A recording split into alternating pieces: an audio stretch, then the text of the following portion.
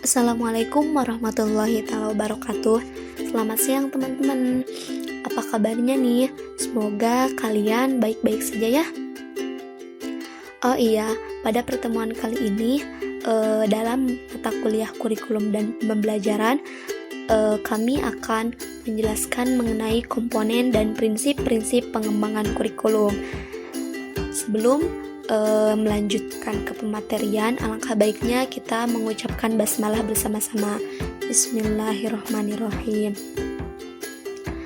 Oh iya, materi kali ini itu disusun oleh kelompok 3 yang beranggotakan 4 orang.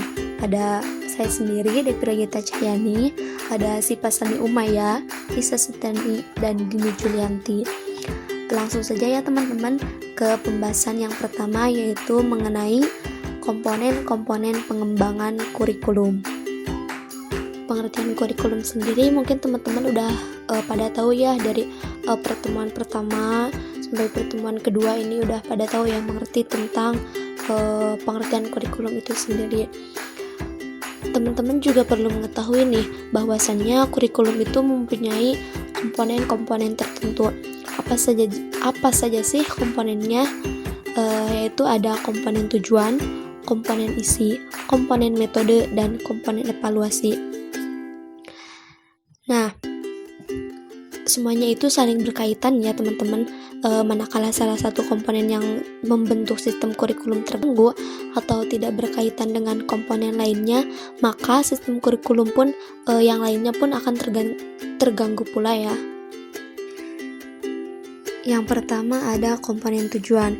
Komponen tujuan ini berhubungan dengan arah atau hasil yang diharapkan. Bisa dilihat dari skala makro dan skala mikro. Di dalam skala makro ini, rumusan tujuan kurikulum ini sangat erat kaitannya dengan filsafat yang dianut oleh masyarakat Indonesia. Nah, misalkan filsafat atau sistem yang dianut masyarakat Indonesia itu adalah Pancasila, maka tujuan yang diharapkannya, yang ingin dicapainya itu membentuk masyarakat yang Pancasilais. Dan juga ada dilihat dari skala mikro. Nah, di dalam skala mikro ini tujuannya itu berhubungan dengan misi dan visi sekolah, serta tujuan yang lebih sempitnya seperti tujuan setiap mata pelajaran dan tujuan proses pembelajaran. Nah, di dalam tujuan pendidikan ini diklasifikasikan menjadi 4, yaitu ada tujuan pendidikan nasional, tujuan institusional, tujuan kulikuler, tujuan instruksional atau tujuan pembelajaran. Tujuan pendidikan nasional atau TPN. Secara jelas, tujuan ini bersumber dari sistem nilai Pancasila yang dirumuskan dalam Undang-Undang Nomor 20 Tahun 2003. Selanjutnya, ada tujuan institusional atau TI. Nah, tujuan yang harus dicapainya oleh lembaga pendidikan. Tujuan ini merupakan tujuan antara untuk mencapaikan tujuan umum yang dirumuskan dalam bentuk kompetensi lulusan setiap jenjang pendidikan. Contohnya seperti standar kompetensi pendidikan dasar, standar kompetensi pendidikan menengah, standar kompetensi pendidikan kejuruan, dan jenjang pendidikan tinggi. Yang selanjutnya ada tujuan kulikuler. Nah, tujuan ini itu harus dicapai oleh setiap bidang studi atau mata pelajaran, atau bisa kita definisikan sebagai kualifikasi yang harus dimiliki anak didik setelah mereka menyelesaikan suatu bidang studi atau suatu mata pelajaran dalam suatu lembaga pendidikan. Kemudian ada tujuan instruksional atau tujuan pembelajaran. Nah, tujuan ini dapat didefinisikan sebagai kemampuan yang harus dimiliki oleh anak atau peserta didik setelah mereka belajar dalam suatu kali pertemuan gitu. Yang kedua ada komponen isi atau materi pelajaran. Komponen ini berhubungan dengan pengalaman belajar yang harus dimiliki siswa atau peserta didik, menyangkut semua aspek baik yang berhubungan dengan pengetahuan atau materi pelajaran yang biasanya ini tergambarkan pada isi setiap mata pelajaran yang diberikan maupun aktivitas dan kegiatan siswa. Dalam memilih isi atau materi kurikulum, Hilda Taba memberikan beberapa kriteria, diantaranya yaitu materi harus sahih dan signifikan, artinya harus menggambarkan pengetahuan mutakhir atau pengetahuan yang benar-benar dan pengetahuan yang modern atau terbaru. Bisa dibayangkan kalau misalkan isi atau materi kurikulum ini tidak terbaru atau tidak modern, bakal monoton gitu ya. Kemudian ada materi harus relevan dengan kenyataan sosial dan kultural agar anak lebih mampu memahami fenomena dunia, termasuk perubahan-perubahan yang terjadi. Contohnya yang kita alami ya sekarang ini adalah yang terjadi itu pandemi COVID-19. Nah, kurikulum ini harus relevan dengan kenyataan, harus bisa menyesuaikan dengan perubahan-perubahan yang terjadi. Kemudian ada harus mencakup berbagai ragam tujuan yang bisa mengembangkan kreativitas anak didik gitu. Kemudian ada sesuai dengan kemampuan dan pengalaman murid. Tentunya kemampuan dan pengalaman setiap individu atau setiap murid itu berbeda ya, maka harus isi kurikulum ini dipertimbangkan dengan kemampuan dan pengalaman murid. Kemudian ada disesuaikan dengan kebutuhan dan minat murid. Nah, ini juga berkaitan dengan yang poin yang sebelumnya, bahwasannya isi kurikulum ini tidak harus tidak harus menyesuaikan dengan satu orang murid gitu, harus ini loh gitu, tapi harus disesuaikan dengan kebutuhan atau minat murid yang umumnya gitu. Nah, selanjutnya ada komponen metode atau strategi. Strategi pembelajaran merupakan rencana tindakan atau rangkaian kegiatan termasuk penggunaan metode dan pemanfaatan berbagai sumber daya atau kekuatan dalam pembelajaran. Nah, strategi ini disusun untuk mencapai tujuan tertentu. Sedangkan bila dibandingkan dengan metode adalah upaya untuk mengimplementasikan rencana yang sudah disusun dalam kegiatan nyata agar tujuan yang telah disusun tercapai secara optimal. Seperti itu. Nah, ini berarti metode yang digunakan untuk merealisasikan strateginya.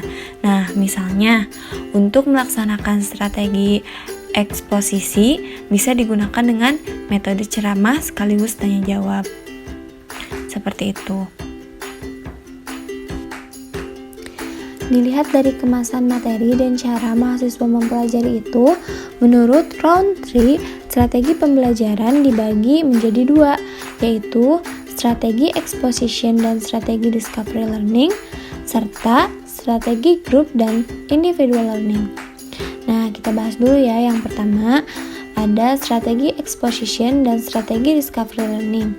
Nah, dalam eksposisi itu sendiri, bahan ajar itu sudah dikemas sehingga mahasiswa tinggal menguasainya saja. Eksposisi ini juga menggunakan metode ceramah sehingga mahasiswa dituntut untuk menguasai materi pembelajaran. Nah, lalu selain eksposisi, ada juga discovery learning.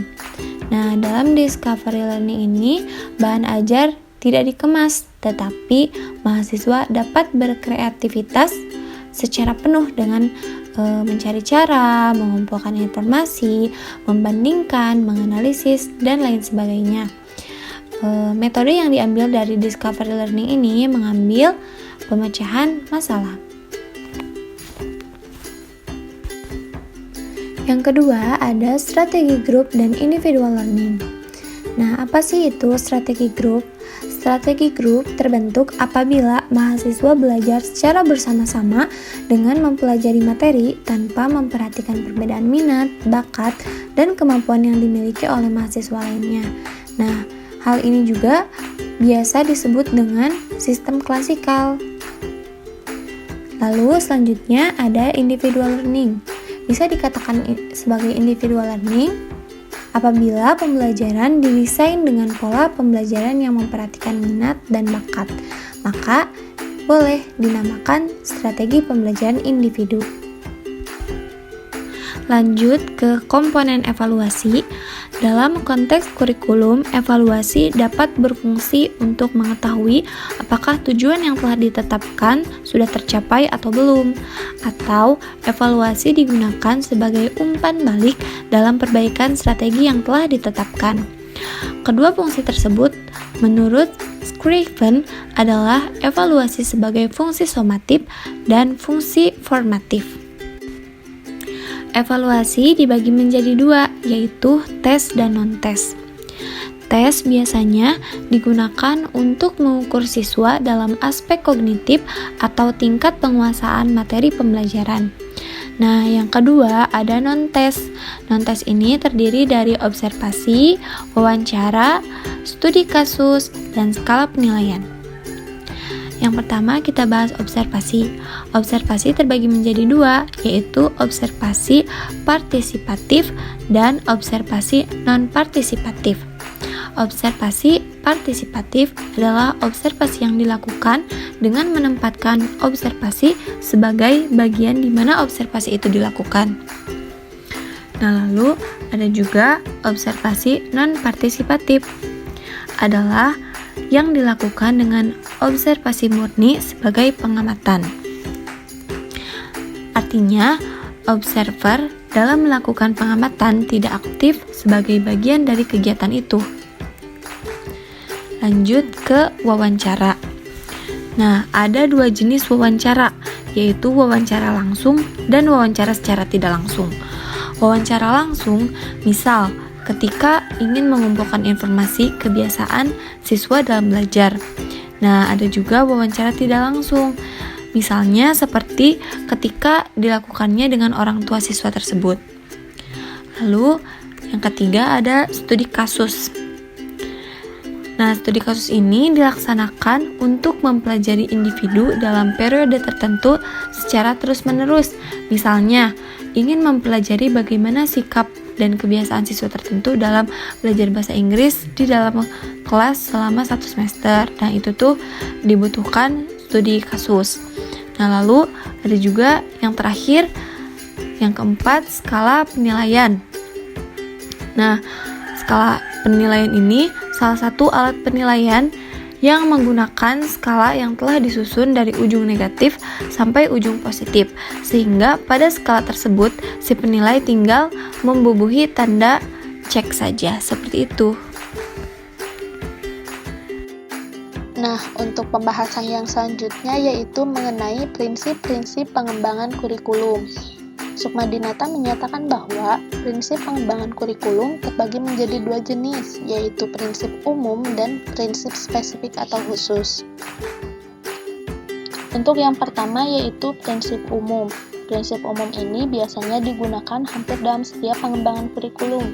Di samping itu, prinsip umum ini merujuk pada prinsip yang harus diperhatikan untuk dimiliki oleh kurikulum sebagai totalitas dari gabungan komponen-komponen kurikulum yang membangun. Sukmadinata pada tahun 2000 menjelaskan bahwa terdapat 5 prinsip umum pengembangan kurikulum, yaitu prinsip relevansi, prinsip fleksibilitas, prinsip kontinuitas, prinsip praktis atau efisiensi, dan prinsip efektivitas. Untuk yang pertama yaitu prinsip relevansi. Prinsip relevansi itu artinya prinsip kesesuaian. Nah, pada prinsip relevansi ini ada dua jenis, yaitu relevansi eksternal dan relevansi internal. Relevansi eksternal ini berarti bahwa kurikulum itu harus sesuai dengan tuntutan dan kebutuhan masyarakat baik pada masa kini maupun masa yang akan datang. Intinya, kurikulum itu harus bisa menyiapkan program belajar untuk menyiapkan anak agar bisa memenuhi harapan dan kebutuhan situasi dan kondisi kehidupan masyarakat. Nah, oleh karena itu, seorang pengembang kurikulum harus memiliki pengetahuan dan wawasan mengenai kehidupan masyarakat pada masa kini dan masa mendatang. Kemudian relevansi internal, yaitu kesesuaian antar komponen kurikulum itu sendiri. Seperti yang tadi dijelaskan bahwa kurikulum itu sistem yang dibangun oleh komponen-komponen kurikulum seperti komponen tujuan, isi, metode, dan evaluasi, yang mana ditujukan untuk mencapai tujuan tertentu. Kurikulum pada prinsip relevansi internal yaitu adanya koherensi dan konsistensi antar komponennya. Ketidaksesuaian dalam komponen-komponen ini akan menyebabkan kurikulum tidak akan bisa mencapai tujuan secara optimal. Nah, di sini seorang pengembang kurikulum harus bisa paham tentang hakikat dari tujuan kurikulum, isi kurikulum, metode pembelajaran, dan sistem evaluasi. Kemudian, prinsip yang kedua yaitu prinsip fleksibilitas, yang artinya bahwa kurikulum itu harus lentur, tidak kaku, terutama dalam hal pelaksanaannya. Nah, kurikulum itu harus fleksibel, di mana dalam kurikulum harus terdapat suatu sistem tertentu yang mampu memberikan alternatif dalam pencapaian tujuannya melalui berbagai metode atau cara-cara tertentu yang sesuai dengan situasi dan kondisi tertentu. Kemudian yang ketiga yaitu ada prinsip kontinuitas.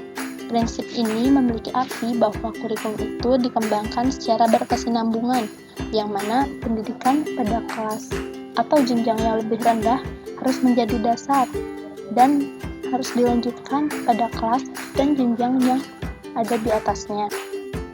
Kemudian yang keempat yaitu prinsip praktis atau efisiensi.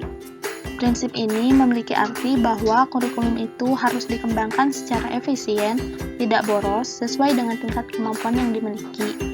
Ini menyeratkan bahwa terdapat keragaman tingkat kemampuan di berbagai daerah dan sekolah penyelenggara pendidikan yang sifatnya relatif, sehingga kurikulum bisa dikembangkan secara efisien, disesuaikan dengan tingkat kemampuannya masing-masing. Kemudian yang terakhir yaitu prinsip efektivitas. Artinya bahwa kurikulum itu selalu berorientasi pada tujuan tertentu yang ingin dicapai. Nah, kurikulum ini bisa dikatakan sebagai instrumen untuk mencapai tujuan. Oleh karena itu, jenis dan karakteristik tujuan apa yang ingin dicapai harus jelas, yang mana kejelasan tujuan ini akan mengarahkan dalam pemilihan dan penentuan isi, metode, dan sistem evaluasi, serta model konsep kurikulum apa yang akan digunakan. Prinsip-prinsip pengembangan kurikulum menurut Lukman Dinata, poin yang kedua yaitu prinsip khusus.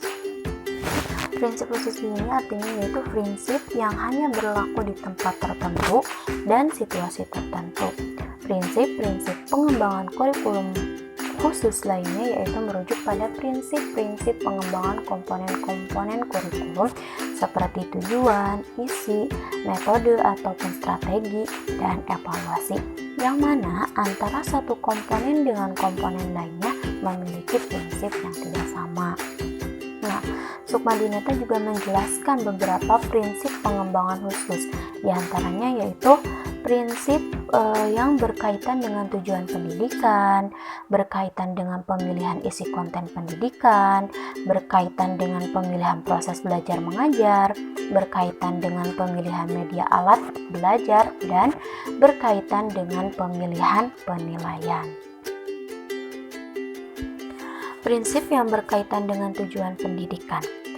Nah, tujuan pendidikan sendiri mencakup tujuan yang sifatnya umum, jangka panjang, jangka menengah, bahkan juga bisa bersifat jangka pendek. Adapun dalam perumusan tujuan pendidikan harus bersumber pada yang pertama yaitu ketentuan dan kebijakan pemerintah yang dapat ditemukan dalam dokumen-dokumen lembaga negara mengenai tujuan dan strategi pembangunan, termasuk di dalamnya ada mengenai pendidikan. Yang kedua yaitu melakukan survei mengenai persepsi orang tua ataupun masyarakat tentang kebutuhan mereka. Yang ketiga yaitu melakukan survei tentang pandangan para ahli dalam bidang-bidang tertentu melalui angket, wawancara, observasi, dan berbagai media massa. Yang selanjutnya itu melakukan survei tentang sumber daya manusia. Terus bersumber pada pengalaman negara lain dengan masalah yang sama, serta melakukan penelitian. Adapun prinsip selanjutnya yaitu berkaitan dengan pemilihan isi konten pendidikan. Nah, dalam pemilihan isi konten pendidikan ada beberapa pertimbangan yang perlu dilakukan untuk menentukan isi pendidikan. Di antaranya yaitu perlu penjabaran tujuan pendidikan ke dalam perbuatan hasil belajar, baik secara khusus maupun secara sederhana. Selanjutnya yaitu isi bahan pelajaran harus meliputi segi pengetahuan, sikap, dan keterampilan. Selanjutnya, unit kurikulum disusun dalam urutan yang logis dan sistematik. Prinsip selanjutnya yaitu berkaitan dengan pemilihan proses belajar mengajar. Nah, dalam pemilihan proses belajar mengajar ada beberapa hal yang harus diperhatikan. Di antaranya yaitu 1. Apakah metode atau teknik belajar mengajar cocok untuk mengajarkan bahan pelajaran? 2. Apakah metode atau teknik tersebut memberikan kegiatan yang bervariasi sehingga dapat melayani perbedaan individu? 3. Apakah metode atau teknik tersebut memberikan urutan kegiatan yang bertingkat? 4. Apakah metode atau teknik tersebut lebih mengaktifkan siswa ataupun guru? 5. Apakah metode atau teknik tersebut dapat menciptakan kegiatan untuk mencapai tujuan kognitif, afektif, dan psikomotor? 6. Apakah metode atau teknik tersebut mendorong berkembangnya kemampuan baru? 7. Apakah metode atau teknik tersebut menimbulkan jalinan kegiatan belajar di sekolah dan di rumah, ataupun mendorong penggunaan sumber belajar yang ada di rumah dan di sekolah. Selanjutnya yaitu prinsip yang berkaitan dengan pemilihan media alat belajar. Nah, dalam hal ini juga ada beberapa hal yang harus dipertimbangkan. Di antaranya yaitu media atau alat apa yang diperlukan. Apakah sudah tersedia alat tersebut? Terus bila tidak ada, apa penggantinya dari media tersebut? Selanjutnya itu kalau ada yang harus dibuat gitu, apa sih yang harus dipertimbangkan oleh si guru? Misalnya tuh bagaimana cara pembuatan, bagaimana cara membuat media tersebut? Siapa yang akan membuatnya? Terus berapa biaya yang akan dikeluarkan, serta berapa lama waktu yang akan dipergunakan dalam pembuatan media alat pembelajaran tersebut. Selanjutnya itu bagaimana pengorganisasian alat dalam pembelajaran, apakah bentuk bahan belajar bersifat mandiri, paket belajar, dan lain sebagainya. Terus selanjutnya itu bagaimana pengintegrasiannya dalam keseluruhan kegiatan belajar. Nah, adapun yang terakhir yaitu prinsip yang berkaitan dengan nilai. Nah, dalam penilaian pun ada beberapa hal yang harus diperhatikan, diantaranya yaitu bagaimana karakteristik setiap kelas ataupun karakteristik siswa yang ada di setiap kelas. Misalnya karakteristik siswa ataupun peserta didik di kelas A itu seperti apa, di kelas B di kelas B pun seperti apa. Nah, dari segi usia, tingkat kemampuan kelompok yang akan dites, terus berapa waktu yang diperlukan anak selama tes tersebut, apakah tes berbentuk uraian ataupun pilihan ganda, terus berapa banyak butir soal yang perlu dikeluarkan, terus apakah tes tersebut diadministrasikan oleh guru. Sekian, billahi taufiq wal hidayah. Wassalamualaikum warahmatullahi wabarakatuh. Terima kasih teman-teman yang telah menyimak videonya. Semoga materi yang kami sampaikan ini bisa menambah wawasan teman-teman ya. Mohon maaf, banyak sekali kekurangan dari kelompok kami. Terima kasih atas waktunya. Wassalamualaikum warahmatullahi taala wabarakatuh.